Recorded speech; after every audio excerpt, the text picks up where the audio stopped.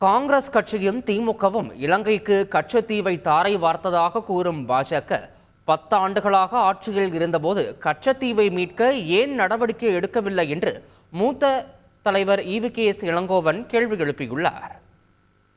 கச்சத்தீவை காங்கிரசும் திராவிட முன்னேற்ற கழகமும் இலங்கைக்கு தாரை வார்த்த அது உண்மை இல்லை இருந்தாலும் என்று வாதத்திற்காக நான் ஏற்றுக்கொண்டாலும் கூட இந்த 10 ஆண்டு காலம் நீங்கள் ஆட்சி புரிந்து கொண்டிருந்தீர்களே, எப்பவாவது ஒரு முறையாவது கச்சத்தீவை மீட்பதற்கு ஏதாவது நடவடிக்கை எடுத்தீர்களா?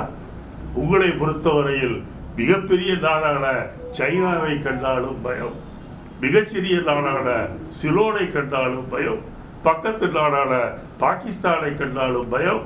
நாங்கள் 1 இன்ச் நிலத்தை கூட நாங்கள் யாருக்கும் தரமாட்டேன் என்று சொல்கின்றீர்கள்.